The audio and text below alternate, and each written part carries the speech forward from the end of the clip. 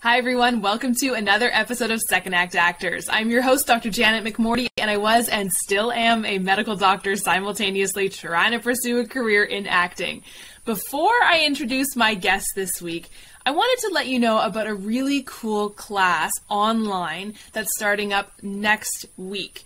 So I was scrolling through social media, as you do, and I came across this class that was advertised. I think it was on an acting school website that I had seen, an acting school that I'd been to.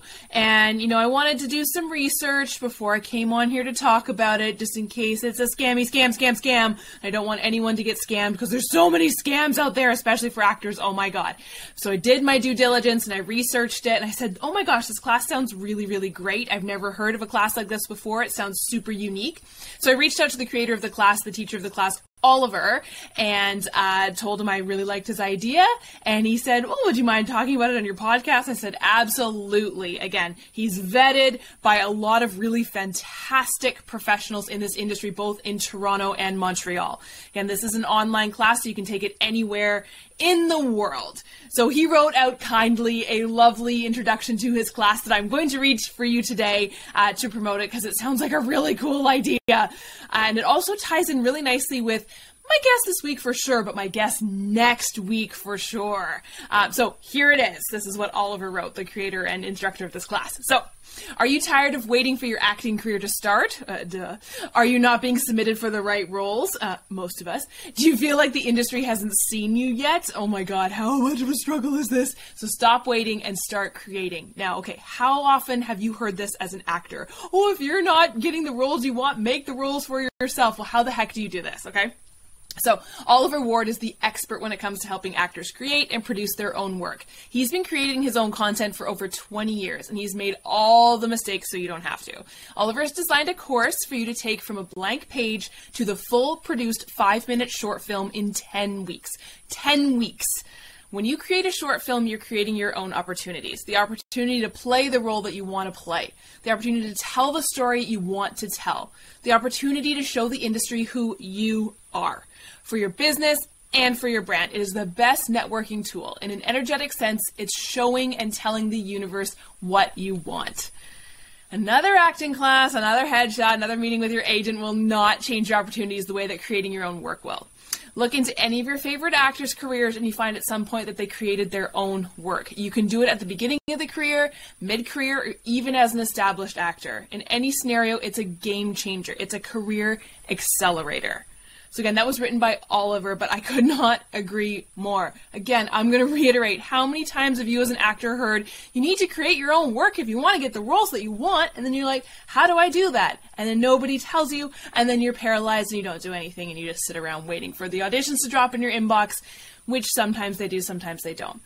So, if you're interested in this class, again, he's fully vetted. I did my due diligence. I checked him all out. This is not a scam. If you're ready to get started, reach out to Oliver today. Oliver Ward is his name. actorproducerblueprint@gmail.com. Let me say that again. actorproducerblueprint@gmail.com. I'm going to put all the information in the show notes if you're interested in this class. It starts next week. That is next week, August 17th. It is online, so you can take it wherever you are in the world. Definitely check it out. Now, my guest this week is Corby Stephens. Corby is a pastor turned voiceover actor, improv performer, and stand-up comedian, and professional yo-yo children's entertainer extraordinaire. I'm so excited for you to hear this story, this wonderful, wonderful human being. There are so many interesting parallels that we go into between preaching, faith-based ministry, and stand-up comedy. We also do a really interesting deep dive into kind of history of improv and stuff like that, which I really like because I'm getting into improv a lot.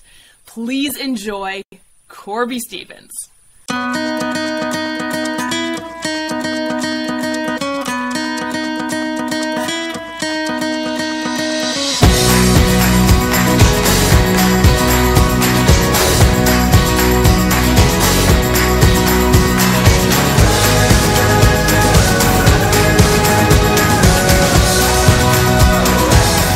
Whereabouts in the world are you located? I am in Vancouver, Washington, which is directly across the border from Portland, Oregon. Yeah, I grew up in Vancouver, Canada. Yeah, see, now you don't have to do this, but everywhere I go, I have to say Vancouver, America. If I go to England or wherever I travel, it's super fun. Vancouver, USA. Even in Seattle, I have to say Vancouver, Washington. Really? Yep. Oh my gosh. It's funny, I did some schooling in London, Ontario, Canada. And yeah, you kind of have to do that. No, not no. Queens, London. No, the tiny town in the middle Not the cool one. Nowhere, Ontario, Canada. Yeah. Fun. Yeah, so tell me your story. I was reading your website before we came on a little bit, but tell me, you have a fascinating story. I've even forgot what was up there. Gosh, let's see. So yeah, born and raised in Vancouver. Come from a primarily musical family on my dad's side, and I was not a keen musical performer per se, but I was always involved or taking community classes that involved puppets or writing or making something. I did play instruments in middle and high school. I played trumpet, and I was first chair all the way through and never practiced, and that's not a bragging point. That's just some of the innate genetic ability combined with being in a little pond. Because as soon as you go to university, you realize, oh no, you suck, buddy. You needed to practice, because there's some amazing players in college.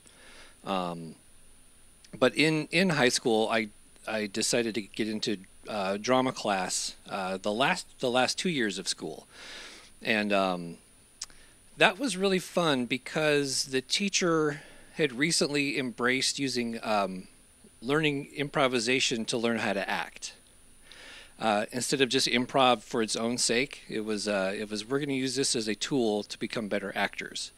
So she had some people from it was Seattle Theater Sports. Now it's I just forgot the name. Under something Productions. They're in the Pike Place Market. Anyway, came down and did a number of workshops for her before I started. And that's relevant because after high school, when I went to UW, University of Washington, I went there and took classes from the same people. So I just really always loved improvisation. I'm terrified of memorizing scripts. Terrified. So that's kind of where that starts. You might just keep plowing through. Yeah. The story. I'm going to say one little thing. Jump in anytime, It's funny because most people I chat with are the flip opposite. Oh, they're yeah. terrified of improv, and they're like, please give me a script. Oh, man. Yeah. Words in the right order don't always come out of my mouth. So, no bueno. Yeah, I went to the high school plays. It was dress rehearsal time, and we got stuck in an endless loop doing, off script, because I kept going back to the same, and everybody was it was just, I still have PTSD apparently from it. Anywho, let's see, improv in college. Where did we go from there? Then some life circumstances changed. I am a person of faith, so if I bring that up, I'm not preaching it. It's just part of the story. Yeah. But I decided I went to college to become a music teacher. I wanted to be like Mr. Holland before there was a Mr. Holland opus. And things shifted to a more ministry, church-focused pursuit. I still wanted to use those skills. They were very valuable skills in that area, so I sort of tried to weave those in there. But performing was no longer the priority. So I changed colleges. Before going off to the next school, I became reacquainted with a girl I met in middle school who had also gone through some life changes while at UW, ironically. And we kind of came back home at the same time and got reacquainted and got engaged and went off to school and got married at school. And we've been married for almost 28 years now. Cool. But she also comes from a musical family, which is kind of fun. all that to say, marriage and family and providing for my family came first. It just did. I still tried to have fun doing performing stuff, but having those kinds of priorities early in life can really shape you positively. But if your pursuit is to become a performer, it's not always compatible, because performing requires so much of you, especially if you want to be like a successful professional performer. You have to go where the work is. The work takes so much time, and you have to really have a family that's behind you in that to do that well. But we had different set of priorities then. Still looking for opportunities. And while I'm working in the tech field, I kind of went back and forth between paid ministry work and then to pay the bills. I'm an IT guy, which is what I'm doing now. A friend from University of Washington said, I'm doing this crazy job. I think you'd be great at it. And it's being, how did he phrase it? Being a yo-yo man. Yep, that's the response. It's laughter and like, what are you talking about? So around Seattle, there was a company, was based in north of Seattle, that did assemblies, character education assemblies for schools. But they used the yo-yo as sort of a tool to communicate with kids. So the theme of the program was based around the name Ned. Never give up, encourage others, and do your best. So you told a story with the yo-yo, who was a character that would, go around the world, and you could make shapes with the string. So he went to England because you can make the British flag, you can make an Eiffel Tower, just chased by aliens, this whole crazy cartoony adventure. And then communicate the message to the students, and then end with like a magic trick with balloons or a couple different options. So that's a 45-minute program that I got to do. The most times in a day that I did it was 5 times, but at least 1 time a day, 1 to 3 times a day, 5 days a week, all the school year. Wow. And to do that, I had to move to Pittsburgh, all the way across the country, because they tried to station, at the time, they tried to station people in different cities and kind of work a territory around that city. So that's where I moved. But they would also, to kind of hit smaller markets, you would get to go to travel once every 6 weeks or so for a week. So I got to go to 31 states. I think I did the math one time. I did over 1,200 shows for over 125,000 students. I did get to go to Vancouver, Canada 1 week. I went to England 4 summers because they have a different school schedule than we do. And I got to go to Australia twice. Oh my God. To play with yo-yos and talk to kids as a human cartoon for 45 minutes. Wow. It was, yeah. It looks weird on a resume. So cool. So cool. I have a very, very triggering thing in my mind. Why do I think that I know it's not triggering in a bad way. Sorry, I shouldn't have, that's a horrible word to say. I feel like I've seen this. You might, there, depending on how old you were, I was doing this 2002 to 2005, and there were about a dozen of us around the country, but we would go to Canada together for a week. Yeah. So we went to BC. A bit older, but so both my parents were teachers. Yeah. And my mom was in the elementary system. Mm-hmm. So I swear to you, and I knew you'd done the yo-yo stuff because I read your website, but I did not prep this before, but like I swear something like this was in one of my mom's schools. It could very well be, because the owner's been doing it longer, so it's so cool. Very possible. Yeah. Wow. Yeah. So neat. How do you learn how to do the yo-yo? This has nothing to do with the other questions I want to ask you, but I'm just so curious. It's like any skill. It's practice, practice, practice. Yeah. It is Band-Aids for a while until you build up a callus on your finger, because that string really will rub it raw. And then just a patient teacher. Like I got hired, and the very, very first thing, based on his schedule, because I think I replaced somebody who they hired and then let go because it wasn't a good fit. But it was Easter, and we went to Washington, D.C. to the White House for the annual Easter egg roll event that they do. They bring in children's entertainers. That was my very, very, very first thing I did with these other guys. And I didn't even know how to yo-yo then. I just, I went. But traveling with them, they would, work with you on the tricks, and you learn the tricks that tell the story. So there's a purpose behind it. So yeah, a lot of practice. Did your improv work come into play with that? Like, was that part of it? It did, because there's the story piece, which, something might go wrong, and you kind of have to fake it for a while. I did hit myself in the head twice with the yo-yo. That was fun. Bleeding one time pretty profusely, and you have to, you're in front of 600 kids, and you don't want to be like, oh my God, I made it. You have to be like, I remember like, hey, yo-yo man needs a Band-Aid, because I had some like tissue up, and they were, and I like eyeballed the teacher, yo-yo man needs a Band-Aid. And they scurried off and got something. Oh my gosh. And then the middle chunk of the show was you would talk to kids, so you would go out and interview. So that always lent itself to a little bit of improv and being in the moment. Yeah. Oh, that's so neat. Yeah. Do you still do that now, or what has progressed from there? From the yo-yo thing? Yeah. Oh, let's see. That ended in 2005.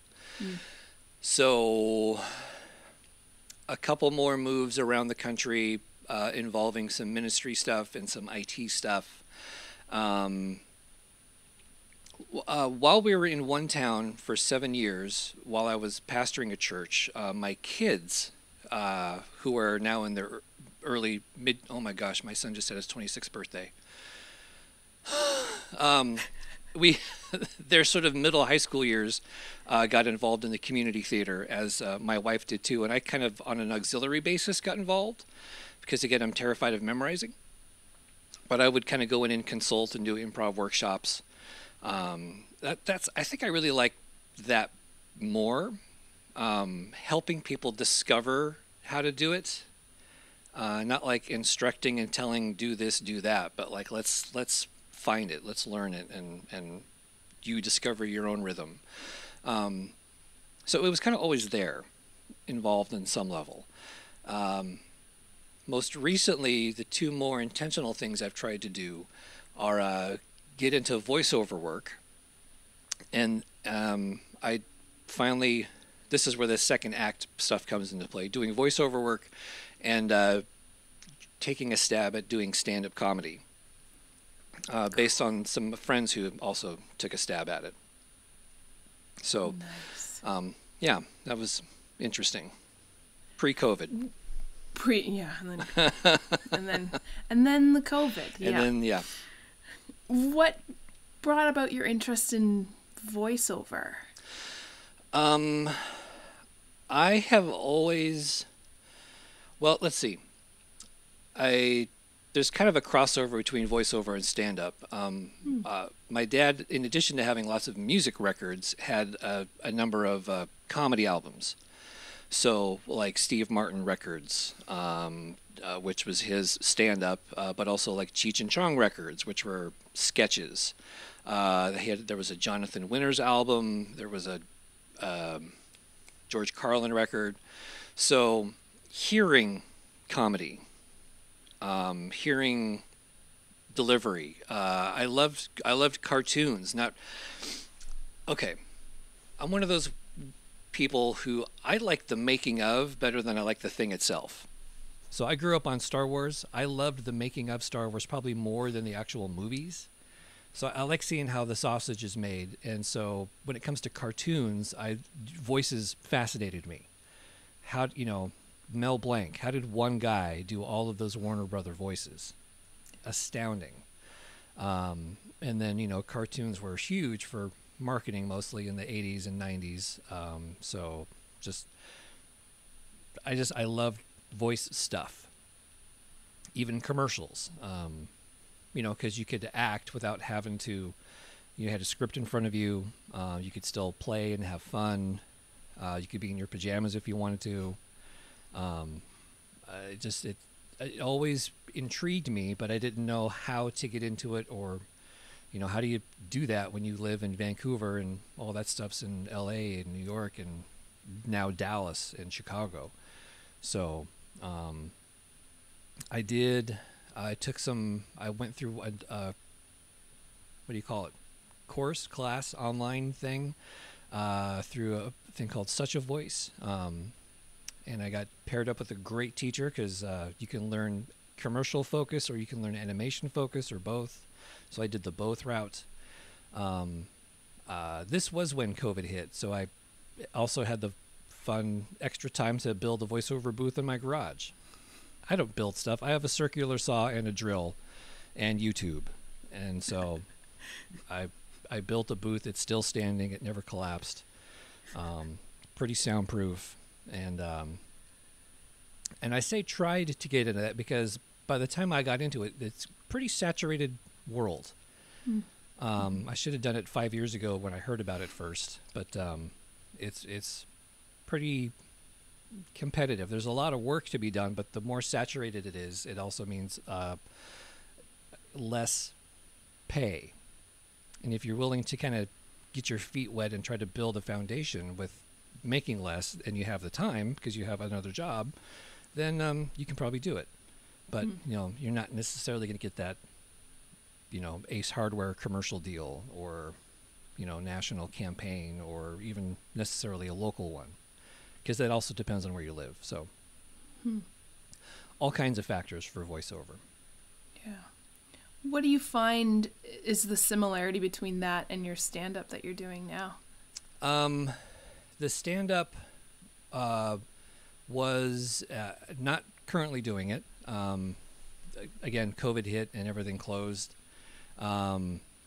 It is stand-up is a lot of it is about, of course, delivery.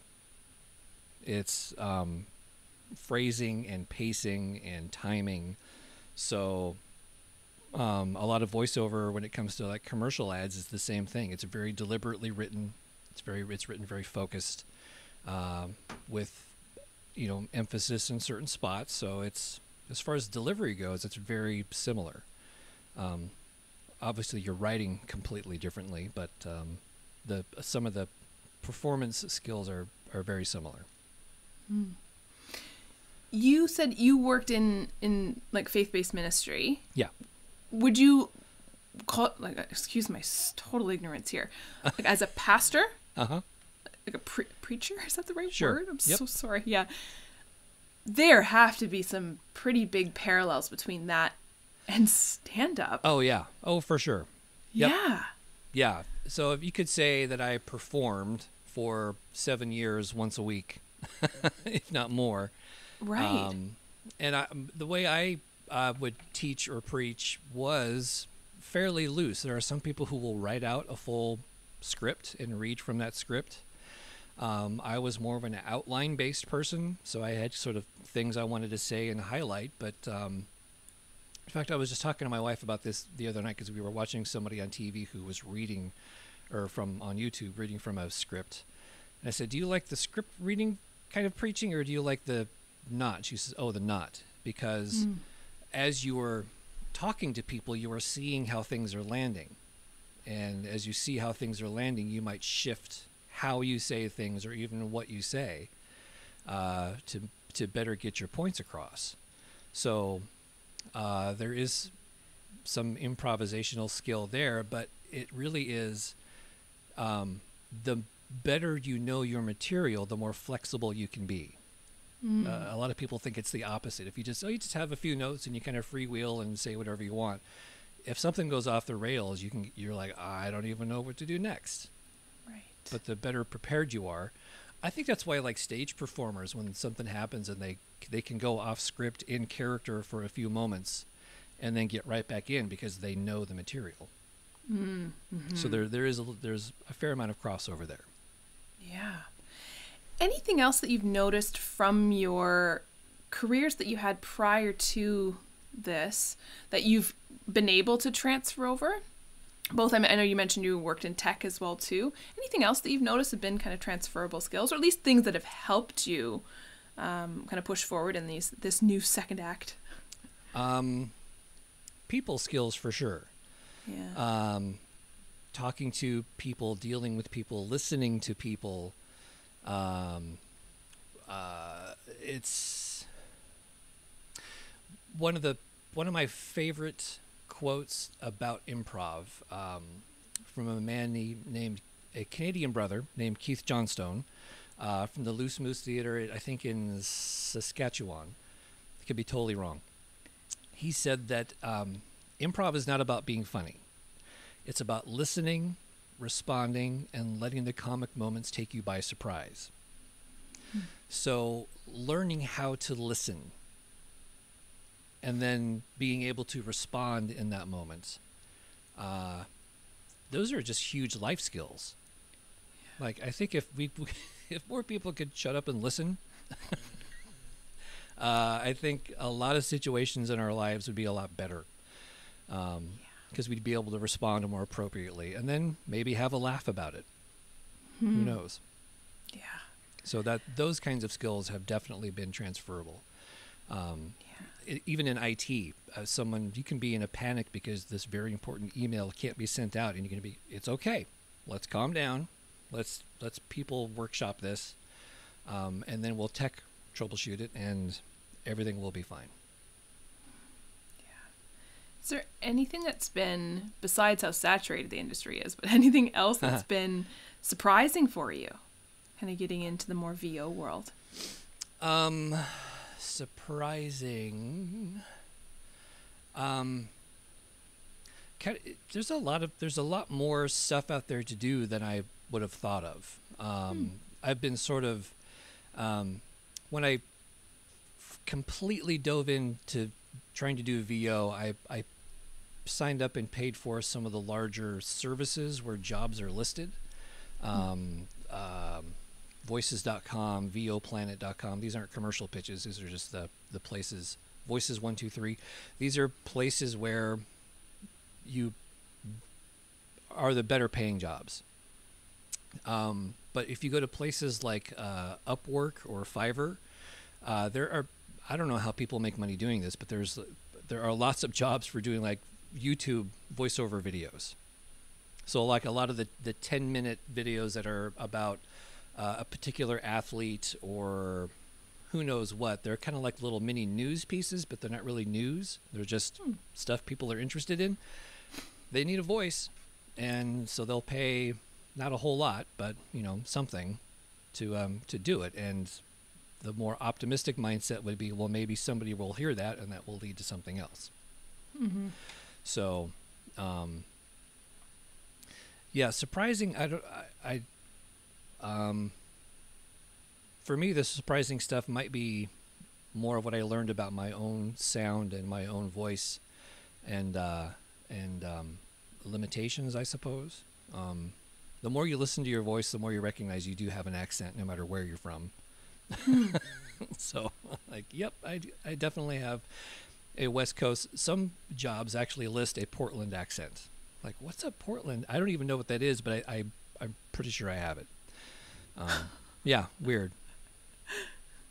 That's also kind of surprising. So yeah. I remember taking a voiceover, like an intro to voiceover class. Yeah. And we did an activity where we turned off this was on Zoom, of course, it was a pandemic. Yeah. We turned off all our cameras, and somebody spoke and just read lines of dialogue kind of in their natural voice. And people just had to type in the chat what they heard. Yeah. Like, are they rich or poor? Are they from the city or from the country? Yeah. And like, how would you describe? And for me, that was so eye-opening, for probably a very similar thing like you were saying, so how surprising it is. Yeah. Because we hear ourselves in one and see ourselves, honestly, in one way. The rest of the world is like, nope, this is what you are. Oh, okay. Interesting. Yeah. Yeah. I don't know. Have you ever done something like that before? Not in a group. And I think that's a great exercise that maybe would have only manifested itself in a Zoom era Yeah. where you can be a part and listen and just type as opposed to verbally express. Yeah. I'm sure you could do that in a group setting somehow, somewhere, everybody's backs are turned or who knows what. But that does make me think of, again, back to the listening, but as a performer, whatever kind, especially if you're one up front, we don't often listen enough to how we sound or how the overall performance sounds. So I remember going to rehearsals for my kids in their community theater shows, and watching the rehearsal, and people are off book, and I'm listening to what's going on. I'm like, oh, if the director, who was an amazing director and worked amazing with kids and with adults, her focus, which makes sense to me, was on how did it look? Where was the blocking? How did the lighting look? Were the lines going out okay? Was the acting well enough? And I always wanted to tell her, okay, in this next rehearsal, turn around in your seat. Stare at the back of the house and listen to what's happening on stage. And you will hear a whole nother world of how to improve the performance. Because, we're a very visual people, and we're always typically about how does this look? How does my appearance look? What does my face look like? What does my costume look like? But as important is how do you sound? So that's one thing I found very helpful. Yeah, and I think that's got to be a really tough thing for voiceover, and I can imagine. I know I struggled with it as a more stage actor history. Yeah. Now coming into voiceover, where you don't have that, like you were saying, you can do it in your jammies. Yeah. So the only tool you have to create visualizations of who you are. To whoever you're auditioning for or whatever, because they haven't put your voice to a cartoon yet, is your voice. Yeah. And if you haven't ever listened to it and what, it sounds like with like your eyes closed, saying who do I picture when I hear this? Yeah, I think it's tough to kind of, I don't know, market yourself. I don't know if that's the right word, but it is. Know yourself, I guess. Yeah, because you have to, as a independent voice actor, you have to list what you, or at least what people perceive you as being able to do. Do you sound authoritative or trustworthy, or are you an angry voice? Are you a silly voice? Are you a all of those things factor into even just doing a simple, local hair salon commercial or whatever. Yeah, it all fits.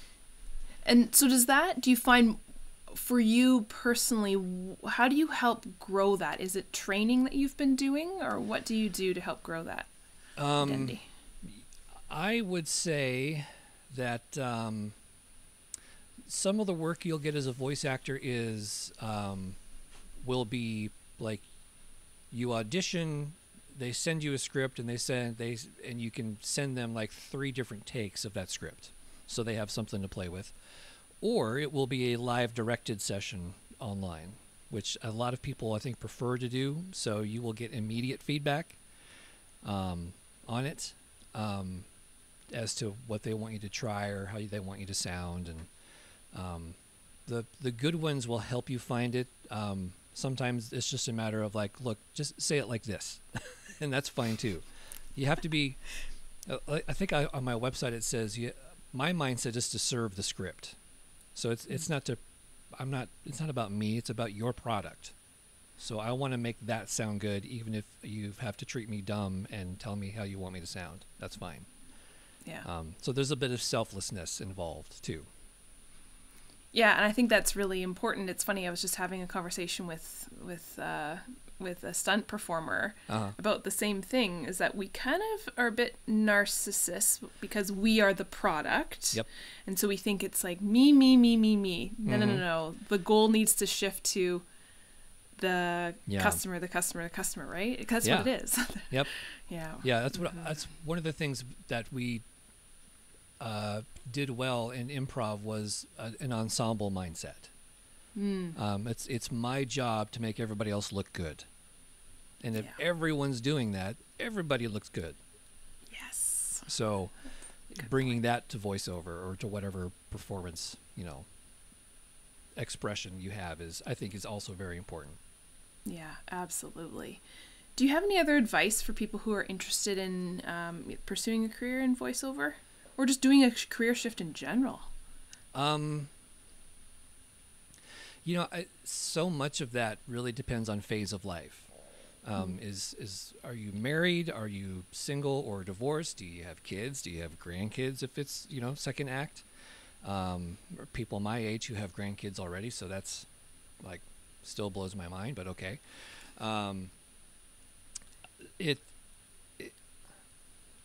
My first step of advice would be to take some time and examine what's important to you.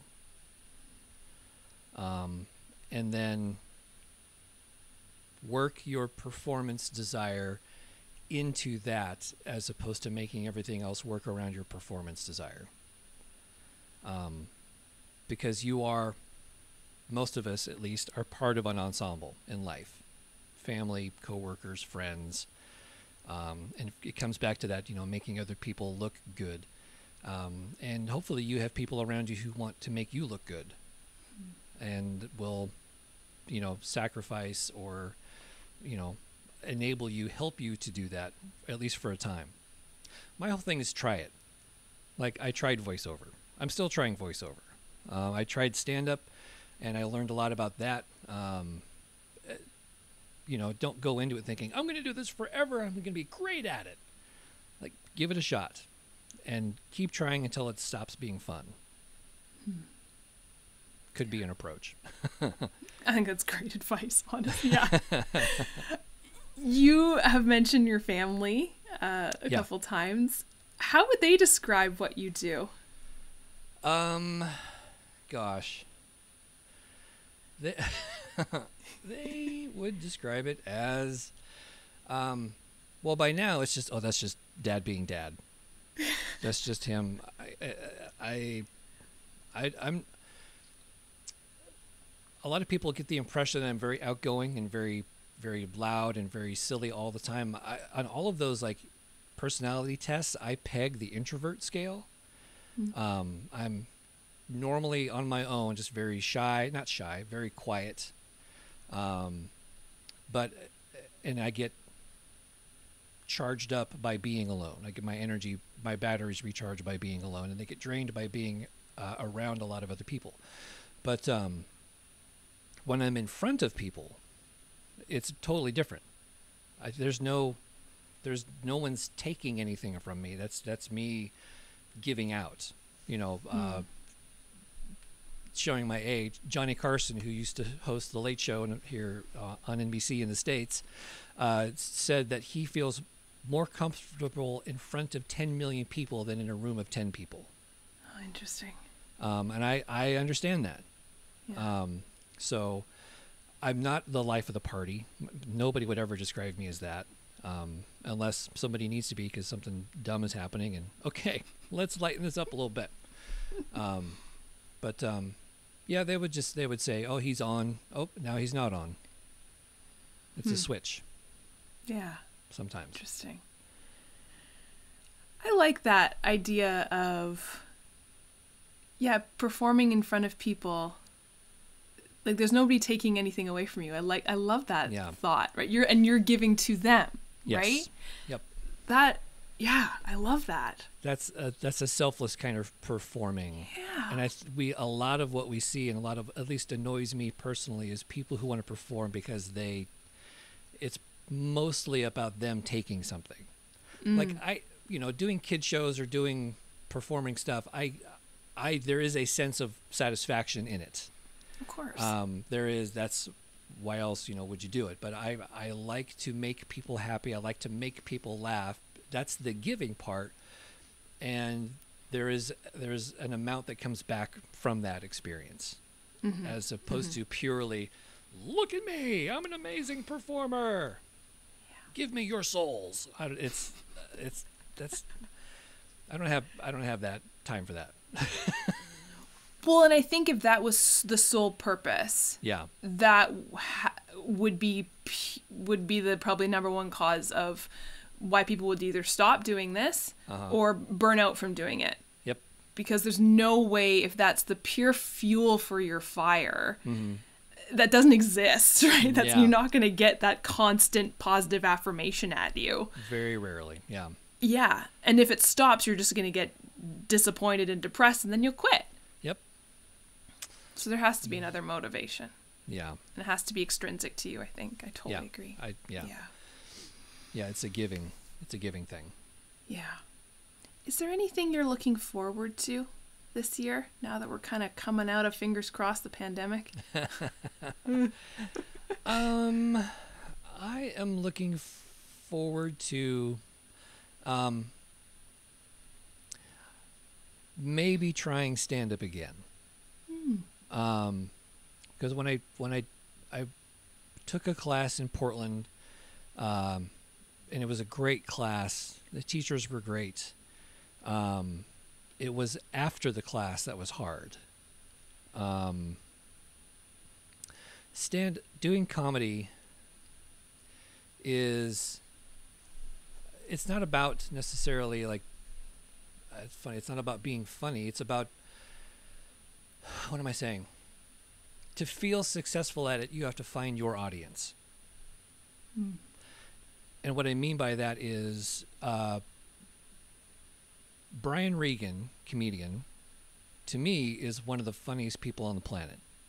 I can listen to him. I do listen to his stuff over and over, and I laugh every time because for whatever reason, I resonate with his delivery and his kind of humor. And there are people who hate Brian Regan. I still love Steve Martin comedy to this day. There are some people who that's not their thing. And when you're learning how to do stand-up, the next real thing you can do is to go to what are called open mic nights. So like bars and places will have a time once a week where people can come in and try their material on an audience. Sadly, most of that audience is other comedians waiting to go up who, don't necessarily laugh at your stuff, not because they're being competitive, but because they're analyzing. Like, okay, that was funny. Right. That was hilarious. Yeah. I'm laughing really hard right now. But a lot of that level of comedy is lowest common denominator comedy. It's aimed at getting a laugh at whoever's there, as opposed to you doing your style of comedy and hoping there's somebody in the room who resonates with that. So when I say the hardest part is finding your audience, that's what I mean. Because not everybody's going to be your audience. And it doesn't necessarily mean you're not funny. It just means, okay, the people who like the sex and drugs and masturbation jokes, that's their crowd. That's not my crowd necessarily. But that's, keep trying until you find your crowd. And that takes a lot, because it's to get up and tell a joke that you wrote, whether it's the first draft or the 100th draft, and it doesn't go anywhere. It's like, okay, I never want to do this again. Ever. Yeah. So it's more challenging than I thought it would be. What keeps that drive going? Like when that happens, how do you keep going? Well, because the next time might be completely different. So it's about reworking your material and learning how to be sensitive to the audience, and the more you do it, the more you kind of look around the room and go, okay, who's here? Do I need to modify anything so that it maybe lands a little differently for this group of people, as opposed to the way I have memorized and written down? Or maybe this room's not going to get that joke. Maybe I have another one I need to work into that spot. So it's, and if it's not, so the school I work at, I get told pretty regularly, you're so funny. And I'm not trying to do stand-up. I'm just in the moment saying something, or an email I wrote it's hard to make technical emails interesting. So I try to come up with creative ways to communicate that stuff, and they appreciate it. So maybe stand-up isn't the thing. Maybe I can be content with making people laugh in the world that I'm around. Who knows? Who knows? But it's fun to try. Yeah, and I think, you tied exactly right back to like your career in preaching and stuff like that, with the whole idea of listening to the audience and taking in the audience as humans and what's going to work and what's not going to work, as well with improv, right? And not following a script and being confident. And also I think the idea that not everyone is going to like you. So the goal of doing this is not to make everyone like you, because that's how you're going to burn out. It's for giving to them. Yeah, you're going to burn out, or you're going to compromise who you are. Which is when you switch into selfish mode, because you want that laugh, you want that stimulus, as opposed to feeding them and giving them something.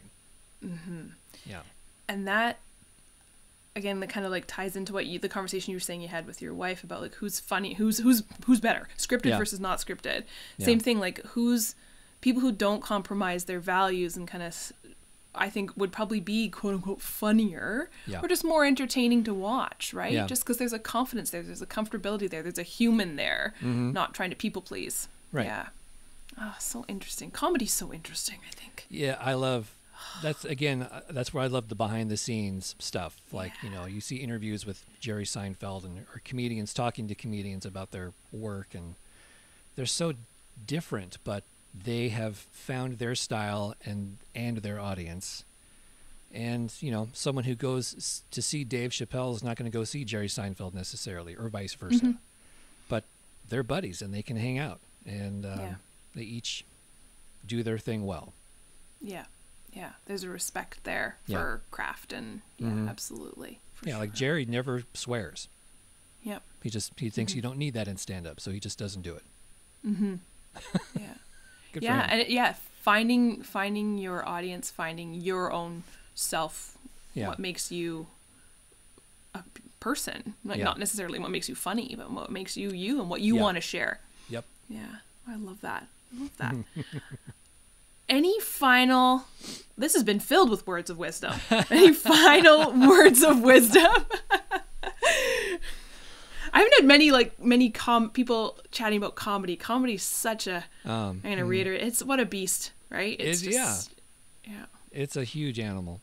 I don't know about final words of wisdom, but no pressure. Just if you feel like you need to try it, try it. It's okay. And be okay with not being amazing at it. Or, just give it a shot. Because I'd rather try and not do great and be like, why didn't I do that? So. I love it. Because you'll learn something.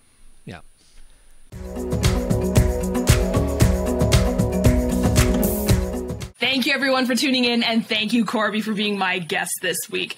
I hope you enjoyed his wonderful story about yo-yos, preaching, stand-up comedy, and improv. Again, I'll say it once, I'll say it again. Improv, honestly, is the best thing, has been the best thing for me as a second act actor to get out of my head, as they all say. I know we hear that all the time in the acting industry, but getting out of my logical based world that I used to live in and into just free flowing creativity. And I think Corby agrees with me on this one. Thank you, Corby, again for being my guest. You wonderful human being. I hope you'll tune in next week for another episode of Second Act Actors. Bye.